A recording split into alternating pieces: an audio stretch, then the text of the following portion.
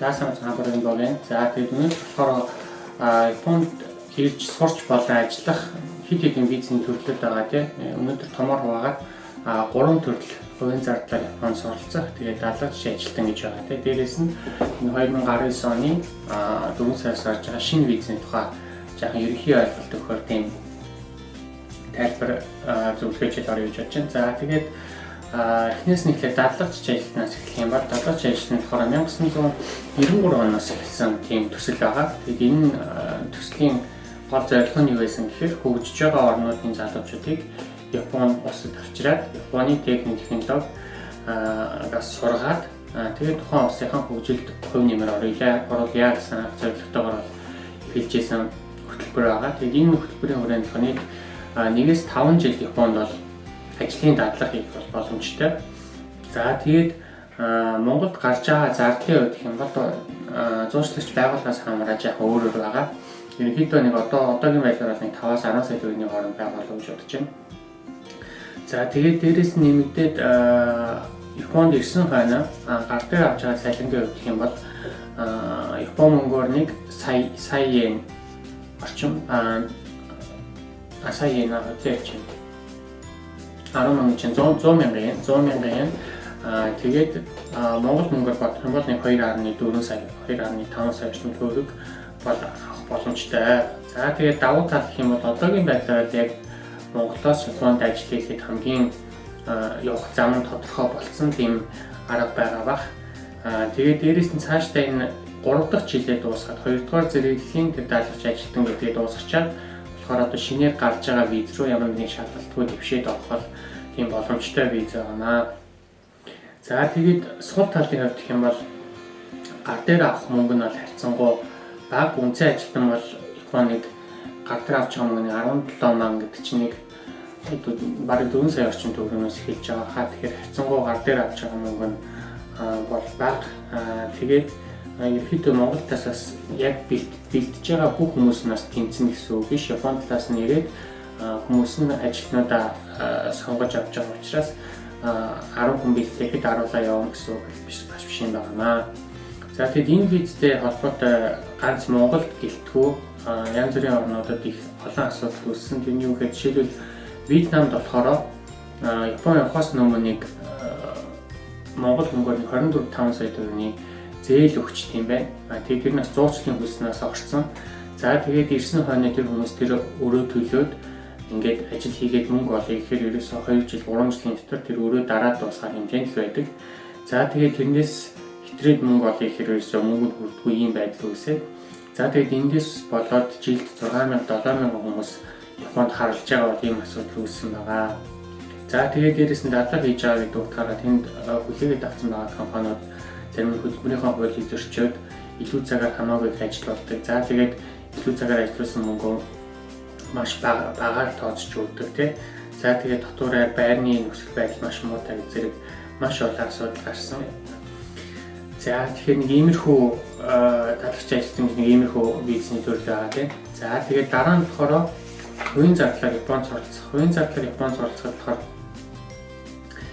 2008 онд тухайд Фукуда гэж ерөнхий сайд байсан. Фукуда ерөнхий сайдын үед болохоор нийт Японд 300 мянган гадаад оюутныг авчирья. Тэгээд Японы их сургуулиудыг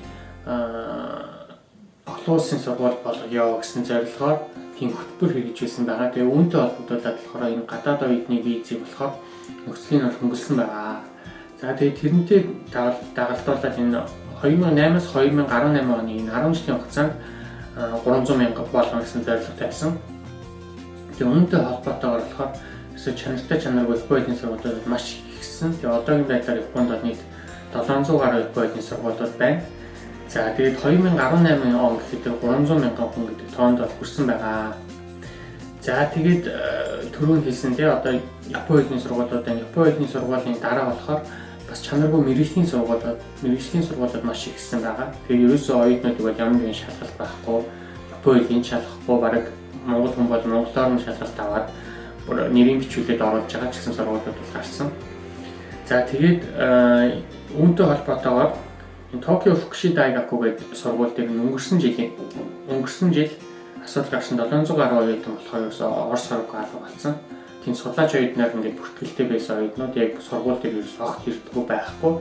За тэгээд энийг сая цагаачлалын албанаас энэ байдал мэдэгдээд энэ сургууль дахиж шинээр судлаач оюутан бол оруулахгүй гэсэн шийдвэр гарсан байгаа. За тэгэхээр та нар ингээд Японы сургуулиуд сонголтоо бас анхаарах хэрэгтэй. Нэгдүгээрт анхаарч болох зүйлийг 2008 оноос өмнө байгуулагдсан тийм. За яг 2008 оноос хойш байгуулагдсан сайн сургуулиуд байгаа. Гэтэ нэг харах бол стандарт болж өгнө. Тэгээд хүүхдийн тоо харьцангуй их сургууль байсан дээр яагаад тэгэхээр анх энэ Японы сургуулиудыг байгуулсан яг зөвшөөрлөлтөд 100-аас 200 хүүхдийн багтаамжаас эхлээ. Тэгээд үйл ажиллагааны доктортой байгаад барилга байшингийн томруулаа явахаар хүүхдийн тоо өсгөөд явдаг тийм системтэй байгаа. Тэгэхээр ерөнхийдөө 600-700 хүүхэдтэй хүүхдийн багтаамжтай сургуулиуд бол ерөнхийдөө үйл ажиллагаа маш доктортой явж байгаа сайн сургуулиуд тийм том хэмжээтэй байт юм байна. За тэгээд цаана ерөнхийдөө Японы сургуулиуд бол хоёр хуваагдаж байгаа. Нэг нь цаана компани байгаа сургуулиуд байна. Нөгөө нэг нь болохоор цаана сургуулиуд байгаа. Гакку хувааж ингээд сургууль байгаа гэсэн хоёр төрөл байна. Тэгээд сургууль байгаа сургуулиуд бол ерөнхийдөө асуудалгүй сайн сургуулиуд байгаа. Энэ компани байгаа дотроо жишээлбэл сургалтын үйл ажиллагаа явуулдаг том компани ард нь жишээлбэл одоо Ичнокин гэдэг юм уу тийм Кёшин гэдэг юм том сургалтын төвүүд байгаа сургуулиуд асуудал байхгүй. Тэгээд жижиг цаана одоо юу гэдэг нэг үйлдвэртэй тийм нэг орон нутагт за үйлдвэртэй ажилтан авмаар байгаа учраас Японы сургууль байгуулсан бас сургуулиуд байна. Энэ сургуулиуд болохоор ерөөсөө л хүүхдүүдийг авчирлаа өөрсдийнхөө үйлдвэр цагийн ажил хийлгэлээ. Тэгээд ерөөсөө тэр хүн цаашаа ямар сургууль сурна уу одоо ямар ажил орно гэж ерөөсөө нэг тийм хамаагүй гэсэн сургуулиуд байгаад байдаг шүү. Тийм сургуулиуд бол дэмияха.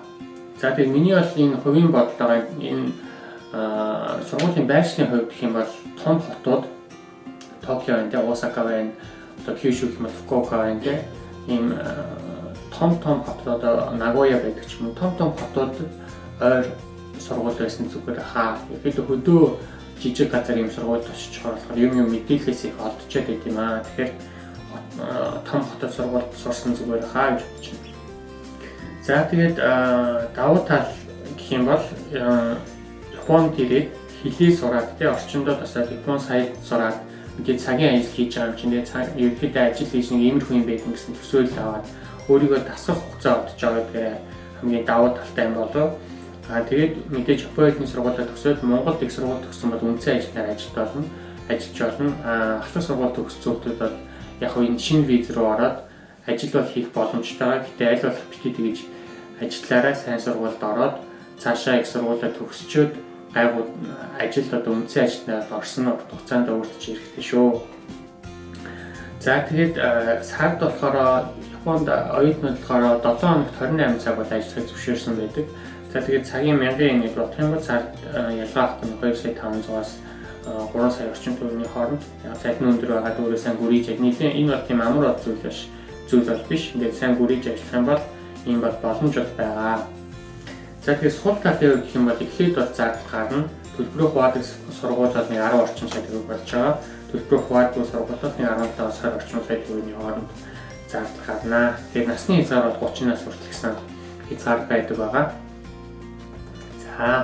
За дараа нь болохоор хувийн зардал дотроо тэгэхээр сонингийн тэтгэлэг гэж хөтөлбөр байгаа. Сонингийн тэтгэлэг 1982 онд анх Asahi гэж Японы хамгийн том сонингуудын нэг компани Вьетнамд анхны хөтөлбөрийг хэрэгжүүлжсэн эхэлсэн байгаа. Тэгээд энэ давуу тал нь хэм бол байрны цаанаасаа ихэнх тохиол үнэгүй.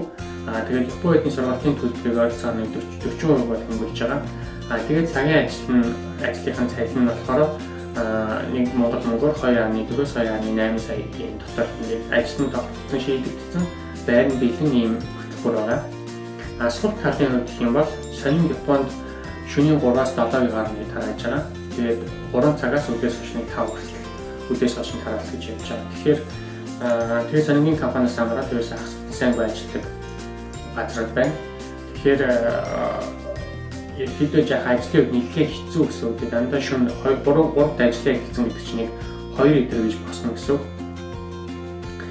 Тэгэхээр жаахан хэцүү юм байна. Тэгээд манайд бас энэ хабураад энэ сонингийн хөтөлбөрийн талаар саналууд ирж байгаа. Одоохондоо бид нэр яг хүлээж аваагүй байгаа шалтгаанууд ерөнхийдөө энэ тийм өглөө байнга шөнө унтахгүй байх чинь тийм амар зүйл биш ээ. Дээрээс нь мопед он шаардлагатай болдог. Тэгээд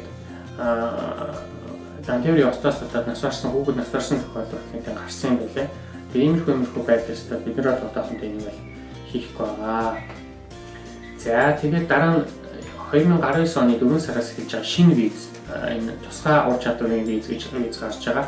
Тэгээ 14 төрлөөр ажилтан авна тэгээд одоо энэ 4 сараас виз нь бол эхэлсэн ингээ явж байгаа. За тэгээд яг энэ Монголд болохоор 10 сараас эхний ур чадвар тусгай ур чадварын шалгалт нь хэрэгжээд явах юм байгаамаа.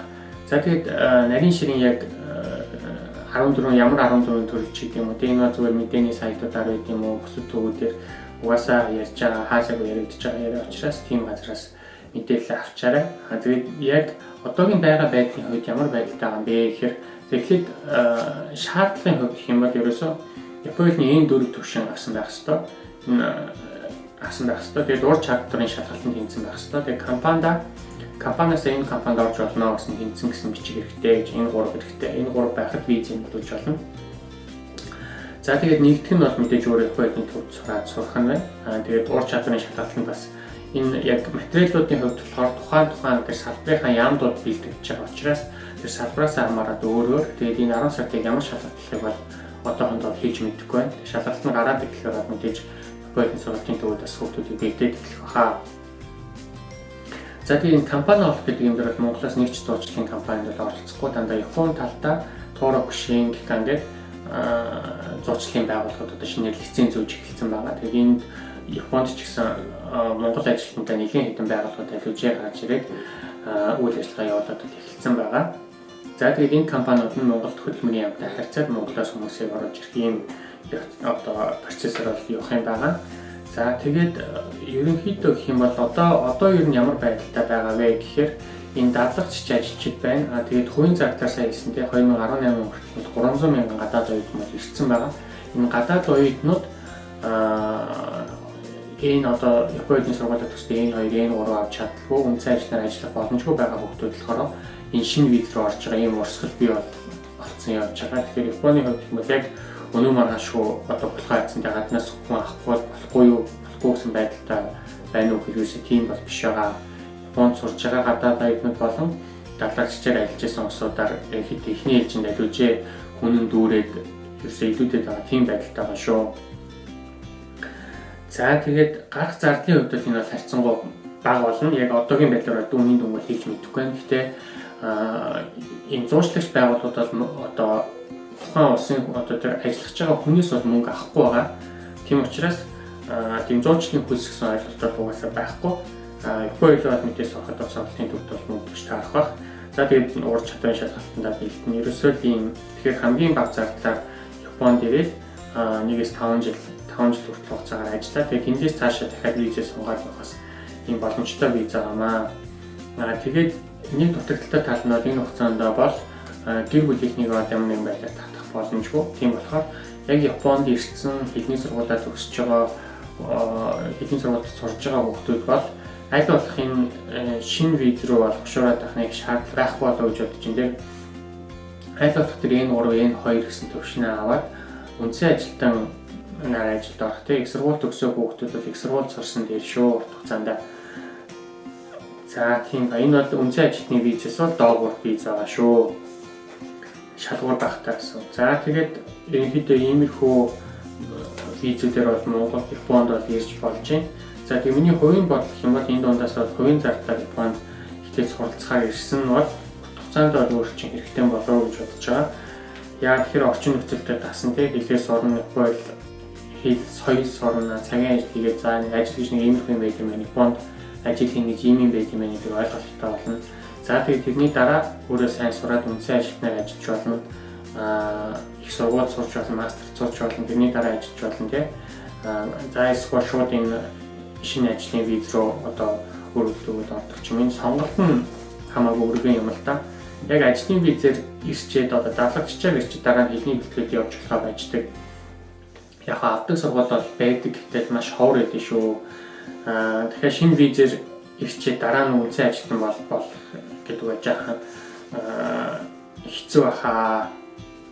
Тийм тэгэхээр миний хувьд бол тийм байна. Тэгээд та нараас сайн судалж агаад Японд зорилттой ирээрээ Тэгээ бүгдээрэнд нь амжилт хүсье. Өнөөдөр ингэж тасгая.